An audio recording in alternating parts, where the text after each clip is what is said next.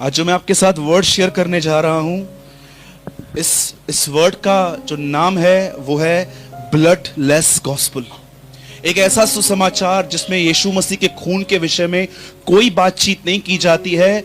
मैं आपको बताना चाहता हूं, आज बहुत सारे लोग इस टॉपिक पे कोई बातचीत नहीं करते हैं, इसीलिए कलीसिया के लोग बीमार, पापों में अटके हुए, एडिक्शन में है, ओल्ड नेचर में है।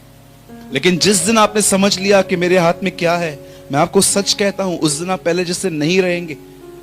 और आज थोड़ी प्रैक्टिस भी करेंगे हम यहां पर कि कैसे उसके ब्लड को अप्लाई करते हैं। आइए हम स्टार्ट करते हैं। जिनके पास भी बाइबल है, हम सब खोलेंगे इफिसियों की पत्री, इंग्लिश में द बुक ऑफ इफिशियंस।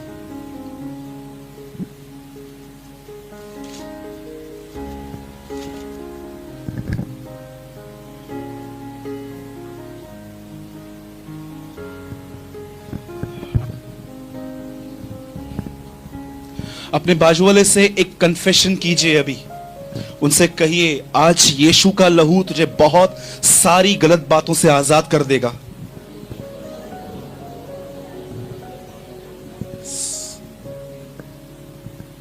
कितने लोगों ने कहा? Okay, good.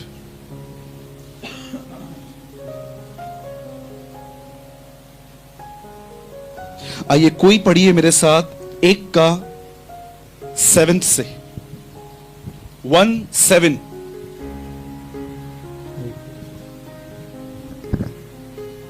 एक से 7।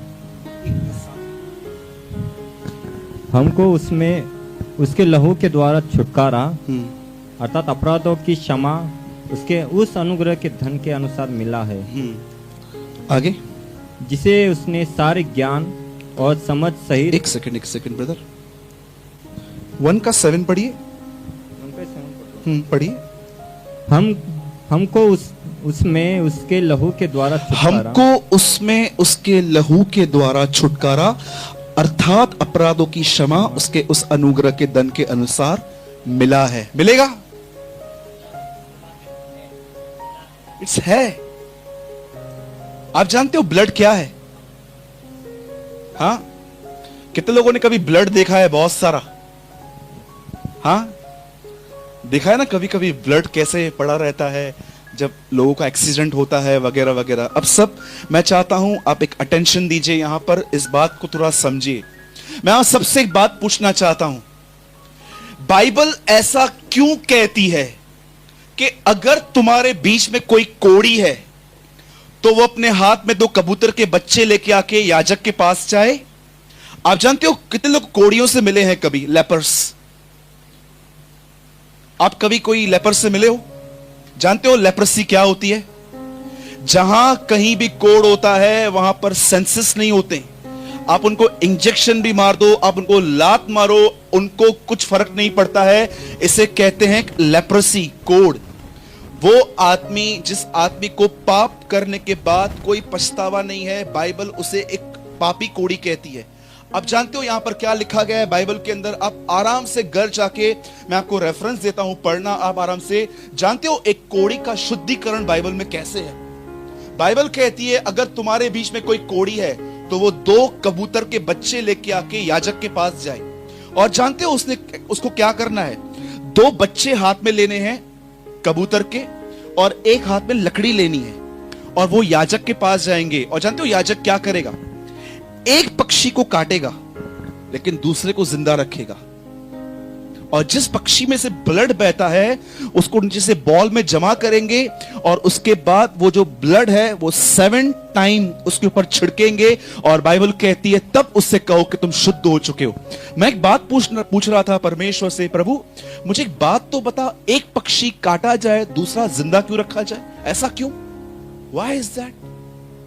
आप जानते हो यहां पर बाइबल दर्शाती है एक कबूतर का मरना है यीशु मसीह का क्रूस पे बलिदान, और दूसरे का जिंदा रहने का मतलब है उसका पुनरुत्थान। इस बीच में ब्लड बहा है, ये दिखाने के लिए कि तुम अगर अपनी मरी हुई दिशा से बाहर आना चाहते हो, use the blood of Jesus, use the blood of Jesus. अब मैं आपको अपना मीटिंग स्टार्ट करता हूं। मैं सिर्फ 15 मिनट वर्ड शेयर करूंगा, लेकिन मैं जानता हूं अगर आप में से यहां पर कोई भी ऐसा व्यक्ति बैठा है जो अपने ओल्ड नेचर से बहुत डिस्टर्ब है, आप एक समय प्रभु में आए थे, तब आपको बहुत अच्छा डिलीवरेंस मिला था, बहुत छुटकारा मिल गया था आपको कुछ सिंस से, लेकिन एक टाइम ऐसा हुआ कि शैतान ने आपका मन कहां पर बिजी कर दिया, आप प्रभु के प्रति ठंडे पड़ गए और डे बाय डे आप अपने ओल्ड बिहेवियर में वापस आ गए। और आज आप ये महसूस कर पा रहे हो कि जो पाप पहले आप प्रभु में आने से पहले करते थे, आज वही पाप फिर से चालू हो गए हैं। अगर आप ऐसे हैं तो आज का वचन आपके लिए है। Listen very carefully. आप जानते हो बाइबल क्या कहती है? जब परमेश्वर ने मनुष्य को बनाया, उसके साथ उसने उसकी पत्नी बनाई जिसको आदम ने नाम रखा हवा, परंतु परमेश्वर ने रखा सहायक। और आप जानते हो जब आदम ने हवा के कहने पर उसे फल खा लिया, आप जानते हो उसके बाद क्या हुआ? बाइबल कहती है वो छुप गया, ही हाइड। और छुपने के बाद बाइबल कहती है परमेश्वर वहां आया, और जानते हो परमेश्वर ने क्या कहा? आदम तू कहां है? कितनी बड़ी बात है, वो परमेश्वर को नहीं पुकार रहा था पाप करने के बाद, बाइबल कहती है परमेश्वर पुकार रहा था। आप में से कितने लोग इस बात के गवाह हैं कि पाप हो जाने के बाद कई बार आप तो परमेश्वर को नहीं कहते हो, लेकिन वो आपको पुकारता है, where are you? It's love, it's mercy. जानते हो एक परमेश्वर के दास डीएल मूडी 18th सेंचुरी में थे, वो ये कहते थे जब परमेश्वर ने आदम से कहा आदम तू कहां है, उस समय परमेश्वर ने उसको दया और अनुग्रह पाने के लिए पुकारा, आजा, पाप हुआ है ना, कोई बात नहीं। और जानते हो जब वो सामने आया, परमेश्वर से पूछता है क्या हुआ, तूने फल खाया? वो बोलता है नहीं, इस लेडी ने खिलाया है। लेडी बोलती है उसने खिलाया है। तब जानते हो क्या हुआ? ये सब एक दूसरे पे दोष लगा रहे थे। लास्ट दोष किस पे आके अटका? सांप पे। परमेश्वर ने पहले दंडनी पहले सांप को ही दिया, कम इधर आ, सांप, फिर हवा, फिर आदम। उसके बाद जानते क्या हुआ? अब बहुत ध्यान से सुनिए इस बात को। जब वो नंगे थे पहले, लेकिन बाद में वो कवर किस बात से हुए आप जानते हो? अंजीर के पत्तों से। बाइबल कहती है आदम ने अंजीर के पत्तों को एक लंगोट बनाई और उसको पहन लिया। आप जानते हो मैं ऐसे इमेजिन कर रहा था जब मैं पढ़ रहा था, आदम और हवा हमेशा के लिए परमेश्वर के घर से जा रहे थे ऐसे मुंह लटका के। तब परमेश्वर ने कहता है स्टॉप, वेट, यहीं पर रुको, मैं तुम्हारे लिए कुछ लेके आ रहा हूं। और आप जानते हो परमेश्वर ने क्या किया वहां पर? परमेश्वर एक जगह पे गया, एक लिखा है एक एनिमल लिया। आप जानते हो बाइबल एनिमल कहती है, कौन सा एनिमल? हाथी था, घोड़ा था, कौन था? और जानते हो जब आदम वहां से निकला, वो किस चीज से निकला? कि एक दिन आएगा मेमना, वो यीशु मसीह। इसीलिए बाइबल कहती है जब यूहन्ना ने यीशु मसीह को आते देखा तो कहता है देखो ये परमेश्वर का मेमना जा रहा है जो जगत का पाप उठाएगा। और जानते हो उसके बाद क्या हुआ? आगे चल के बाइबल कहती है इब्राहिम आया। आप जानते हो इब्राहिम को परमेश्वर ने कहा मैं तुझे एक देश दूंगा। जैसे इब्राहिम को वो देश मिला, बाइबल कहती है इब्राहिम ने वहां बलिदान किया, ब्लड। उसके बाद बाइबल कहती है इसहाक आया, again he shed the blood. आप जानते हो उसके बाद क्या हुआ? जिस रात इजराइल के लोग मिस्र से निकल रहे थे, बाइबल कहती है उन्होंने अपने घर की चौखट पे ब्लड लगाया था।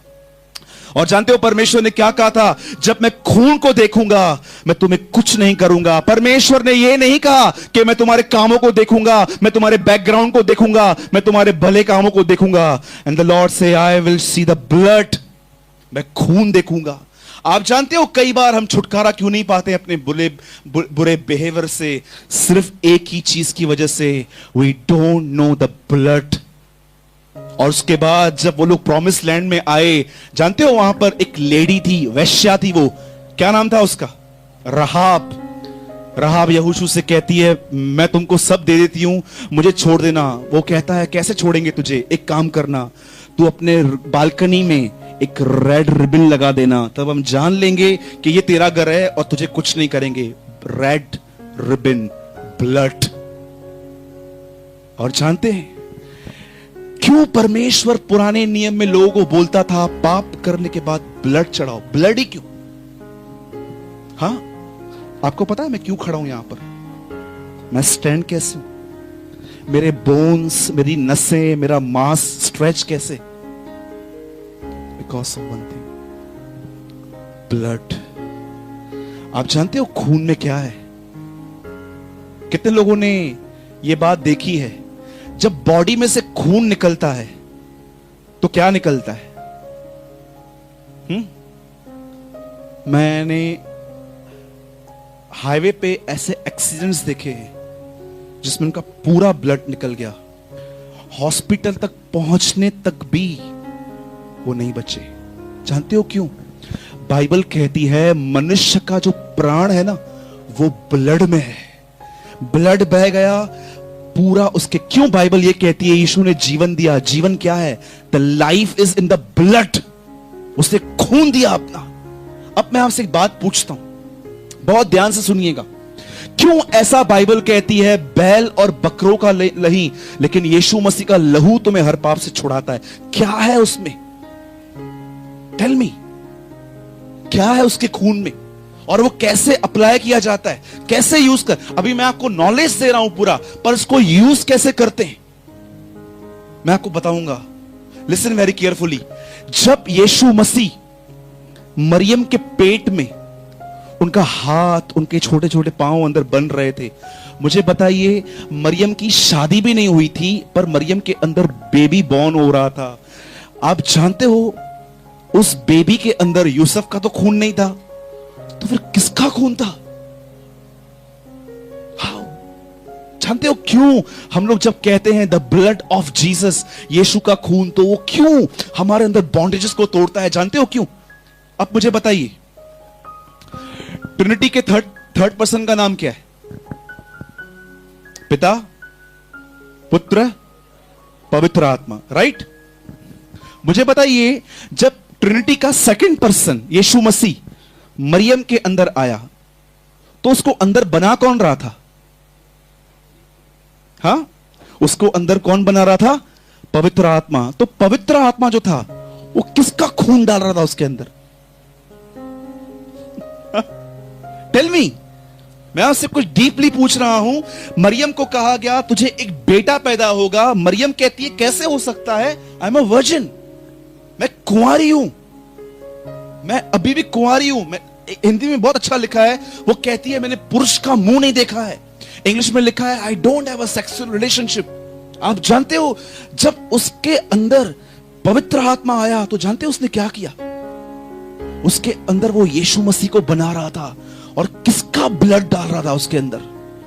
परमेश्वर का। आप जानते हो बाइबल में सिर्फ एक ही वर्ड है, एक्स 20:28, प्रेरितों के काम 20:28, जिसमें बताया गया है वह परमेश्वर पिता का खून था। और अब बताइए जब यीशु बड़ा हुआ, जब वो क्रूस पे मर रहा था, मुझे बताइए क्रूस पे मरने से पहले उसने प्रभु भोज खाया था, राइट? और तब उसने क्या कहा था अपने लहू के लिए? यह लहू मेरी नई वाचा का लहू है। वहां पर यह नहीं लिखा गया है कि कुछ और लहू है, ये मेरी नई वाचा का लहू है। इसका मतलब क्या है? ये जीवन, ये जो लहू मैं तुम्हारे लिए बहा रहा हूं, ये तुम एक नई जीवन में लेके जाएगा। मैं आपको बताऊं, आपके और मेरे अंदर आज भी पुराना बिहेवियर, पुराने सिंस, पुरानी एडिक्ट बातें क्यों हैं? आपको पता है बॉन्डेज क्या होता है? आप में से कितने लोग जानते हैं बॉन्डेजेस क्या होते हैं? बताइए, बोलो बॉन्डेज, जोर से बोलो बॉन्डेज, बोलो बंधन। बॉन्डेज होता क्या है? अरे मैं आपको बताना चाहता हूं, कुछ पाप जो आपसे रोज रोज होते हैं, आपकी गलती नहीं है, कुछ बॉन्डेज है आपके ऊपर। कोई है आपके अंदर बॉन्डेज जिसके ऊपर आज तक ब्लड नहीं आया है। इसीलिए वो डे बाय डे क्या कहता है पौलुस? जो मैं करना चाहता हूं अगर मैं वो नहीं कर पाता, तो उसका कारण यह है कि मुझ में जो पाप बसा हुआ है वो करता है। आप जानते हो बॉन्डेज क्या होता है? क्या होता है बॉन्डेज? मैं आपको एक अच्छी बात बताता हूं। आप जानते हो एक लेडी थी, उसके बचपन में उसके बाप ने उसके साथ शोषण किया था। आप जानते हो जब वो लड़की 8 साल की हुई, तब उसका बाप है ना उसको मारता था, पीटता था, चिल्लाता था। और जानते हो उस लड़की ने क्या किया? अपने बाप के बुरे बिहेवियर की वजह से वो पढ़ाई छोड़ के जॉब करने लग गई। और जब वो जॉब पे गई, जानते वो लोग क्या, उसका बॉस जब सामने आता था ना, तो उसके बदन के कुछ हिस्सों को निहारता था।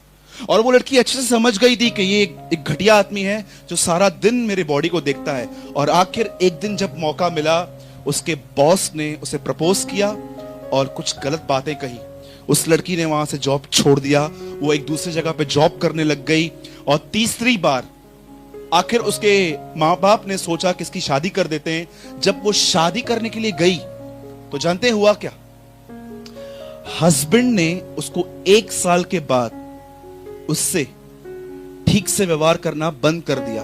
तब उसको क्या लगा कि सिर्फ मेरे हस्बैंड ने मेरे साथ वासना को पूरा करने के लिए शादी की थी।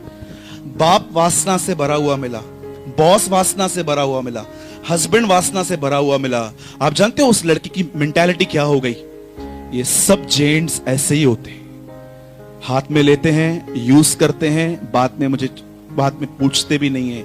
आप जानते हो उसके बाद क्या हो गया?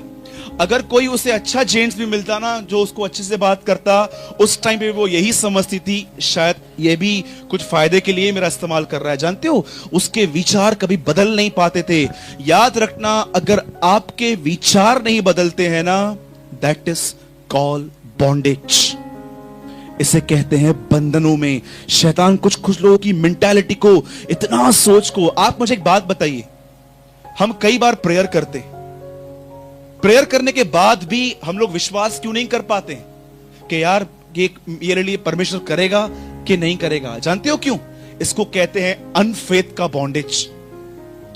शैतान ने बचपन से हमारे अंदर इतने गढ़ बनाए हैं कि कई बार हम चाहकर भी अपने आप को नहीं बदल सकते। अब जानते हो आपको क्या करना है? याद रखिए, अब मैं आपको जो बता रहा हूं, बाइबल कहती है यीशु ने खून बहाया है। वो खून आज से 2017 साल पहले क्रॉस पे बहाया गया था। आप जानते हो यीशु मसीह ने यह कब कहा पूरा हुआ? क्रूस पर। उसके हाथ में उस समय क्या था? Tell me. When Jesus से पूरा हुआ, उस समय उसके हाथ में क्या था? ब्लड। आप चाहते हो कंप्लीट होना, यूज इज ब्लड। अब कैसे खून यूज करते हैं बताइए? मैं आपसे सवाल पूछता हूं, यीशु ने खून बहाया, मैंने आपको पूरा नॉलेज दिया कि ब्लड में लाइफ है। इजराइल के लोग खून बहाते थे। अब मुझे एक बात बताइए, मैं आपके सामने एक चीज रखता हूं, बताइए इसको यूज कैसे करेंगे? मैंने आपको बताया कि खून बहाया गया, ब्रदर ठीक है बहाया गया, अब ये भी तो बताओ उसको यूज कैसे करते हैं? आप में से कोई बताइए। इतने साल से आप मसीह में हैं, क्या आपको ये पता है कि how we use blood?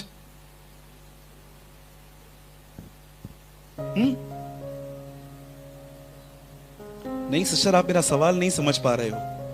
How you use the blood of Jesus. आप यीशु का खून कैसे इस्तेमाल कर सकते हो?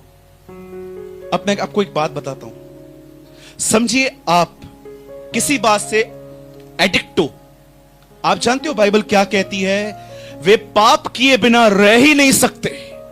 पतरस में एक वर्ड लिखा गया है, लिखा है इनकी आंखों में व्यभिचार बसा हुआ है, और एक जगह पे लिखा गया है इन्हें लालच का अभ्यास हो चुका है। आप जानते हो कुछ पाप इतने गहरे हैं हमारे अंदर जो हमें छोड़ते नहीं है, जानते हो? और कई बार आप देखते हो कोई बीमारी है, आ रही है जा रही है, जा रही है आ रही है, जा रही है आ रही है। मैं आपको आज कुछ कन्फेशंस देता हूं, अगर आप वो कन्फेशंस करोगे ना, हर दिन आप ये महसूस करोगे कि कैसे वो ब्लड आपको बहुत सारे गलत विचारों से बचा रहा है। सुनिए, मैंने एक वचन पढ़ा आपके सामने जिसमें ऐसा कहा गया है, उसी के लहू में छुटकारा और पापों की क्षमा है। राइट? बोलिए जोर से।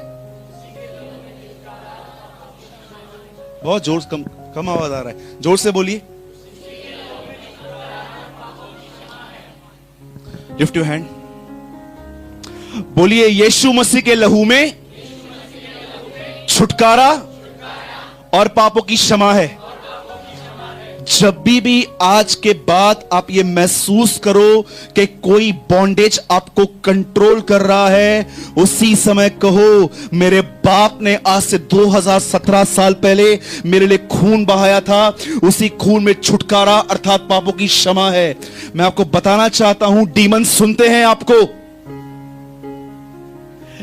तेरे लहू में छुटकारा और पापों की क्षमा है, यह परमेश्वर को नहीं बोलना है हमें। जानते हो किसको बोलना है? एक डीमन जो आपकी लाइफ को स्पॉइल करना चाहता है।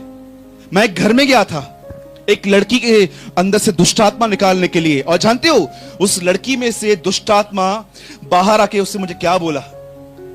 बोला जा यहां से। और जानते हो उसने मुझे क्या बोला? I know the address of you. मैं तेरे घर की एड्रेस जानती हूं। कल्याण में रहती है वो लड़की आज भी। उसने मुझे बोला मैं तेरे घर की एड्रेस जानती हूं, तू यहां से जा। मैंने कहा चुप कर, निकल।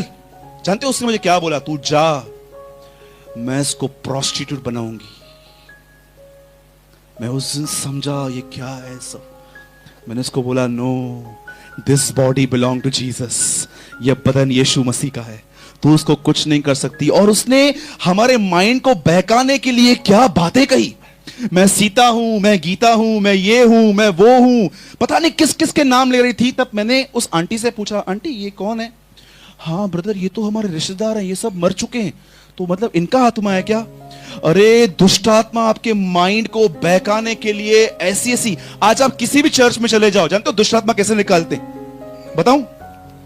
कम दिनों इधर आ, तू अच्छा एग्जाम्पल है। लिसन, यहां पर खड़ा हो जा बेटा। सॉरी दिनेश यहां खड़ा है, ठीक है? कौन है तू? निकल यीशु मसीह के नाम से। कहां से आया है? निकलता क्यों नहीं है? फास्टिंग करके आऊं? डू यू नो आजकल दुष्ट आत्मा को निकालने से पहले उनसे पूरा इंटरव्यू लिया जाता है, जैसे दुष्ट आत्मा उनको जॉब ढूंढने के लिए आई है। जानते हो यीशु कैसे निकालता था? मुझे बताइए। 5 वर्ड्स बोलो, 5 शब्दों से बताइए वो 5 शब्द क्या है? आप मुझे बताइए वो 5 शब्द क्या है? जब उसने दुष्ट आत्मा से कहा वो निकल गया। बताऊं? चुप रह और निकल जा। 5 वर्ड्स। अब मुझे बताइए वो दुष्ट आत्मा को बात करने क्यों नहीं दे रहा था? हम तो इंटरव्यू लेते हैं ना, वो बात करने क्यों नहीं दे रहा था? वो जानता था ये अपना मुंह खोलेंगे, ये ऐसे ऐसे झूठ बोलेंगे कि शायद मेरा माइंड भी चेंज ना हो जाए। जब भी आप ये देख रहे हो ना कि कोई बॉन्डेज आपको कंट्रोल करने की कोशिश कर रहा है, उसी समय कहो प्रभु यीशु आपके लहू में छुटकारा और पापों की क्षमा है। आज से कुछ साल पहले एक आदमी ने मेरे साथ कुछ गलत किया था। उस आदमी की वजह से मैंने बहुत सफर किया था, और कई बार जब मैं किसी जगह पे बैठता था ना, तो मुझे उस आदमी के गलत कामों का वर्णन करने के लिए मैं अंदर से उकसाया जाता था कि इस आदमी ने जो मेरे साथ किया है ना, मैं किस न किसको बताऊंगा। और तब मैं देखता था कि जब मेरे अंदर ये बंधन बन चुका है, जहां कहीं मैं बैठता हूं मैं उस आदमी के लिए बोलता हूं। तब मुझे परमेश्वर ने कहा आज के बाद जब भी तुझे इस आदमी की निंदा करने के लिए अंदर से विचार आता है ना, उस समय कह तेरे लहू में छुटकारा और पापों की क्षमा है। मैं आपको बताना चाहता हूं, जब आप ब्लड को यूज करते हैं बोल के, आप जानते हो होता क्या है? यहां पर पत्थर पड़ा हुआ है, हम उसको जोर से हामर मारते हैं। आपको शायद लगेगा पत्थर नहीं टूट रहा है, लेकिन आपको यह समझना है वो पत्थर कमजोर हो रहा है। जब भी आप अपने मुंह से ऐसा बोलते हो ना, प्रभु आपके लहू में छुटकारा और अपराधों की क्षमा है, आपको बताऊं अंदर क्या होता है? आपके अंदर वो बॉन्डेज ठक से टूटता है। और एक दिन शायद आपको ब्लड ऑफ जीसस के लिए बहुत बार बोलते बोलते अगर आप देख रहे हो ना, खांसी आ रही है, उल्टी आ रही है, कर देना। शायद आपको नहीं पता है कि आपके अंदर से कितना कचरा निकल जाएगा। दूसरा वचन बताऊं खून के बारे में। जब भी आप ये महसूस करो ना कि आपके अंदर पाप हो जाने के बाद कुछ गिल्टी नहीं है, कुछ आप रियलाइज नहीं कर रहे हो, उस समय ये कहा करो प्रभु यीशु आपके लहू में मेरा मरा हुआ विवेक जिंदा होता है। बाइबल कहती है प्रभु मैंने अपने विवेक को मारा है, उसे फिर से जिला। कितने लोग घर पे, आप जानते हो अयूब की किताब में क्या लिखा गया है? अयूब के घर के आजू बाजू एक बाड़ा बंधा रहता था। आप में से कितने लोग जब घर को छोड़ते हैं तब आप ये कहते हो घर से निकलने के बाद, father I cover my house in your blood. कोई दुष्ट आत्मा मेरे घर पे नहीं जाएगी, कोई बीमारी मेरे घर पे नहीं जाएगी। आप में से कोई है जो ट्रेन, रिक्शा, कार में चढ़ने से पहले बोलता है, Lord I cover this car in the blood. Lord is my witness. जब मैं एक्टिवा चलाता हूं ना, मैं से हाथ रखता हूं, प्रभु इस समय तो मैं तेरे राज्य के लिए बहुत इंपॉर्टेंट व्यक्ति हूं और मैं जानता हूं मेरे पीछे पूरा नरक पड़ा है मारने के लिए। Father I cover my bike in your blood. और हम रोज बरोबर पहुंचते। जब आप ब्लड के लिए बात करते हो ना, मालूम है कौन सुनता है? बताइए। एक आखिरी बात बता के मैं खत्म कर रहा हूं अभी। याद रखना, इस दुनिया में अगर सबसे ज्यादा कोई यीशु के खून का प्रचार करता है ना, तो वो एक ही आदमी है, ओनली वन पर्सन। वो जर्मनी से है, लेकिन इन दिनों में वो नाइजीरिया में सेवा कर रहा है। सब जानते हैं ना उसको, रेनार्ड बोंके। उसके जितना ब्लड के ऊपर प्रचार कोई नहीं करता है। जानते हो एक दिन क्या हुआ?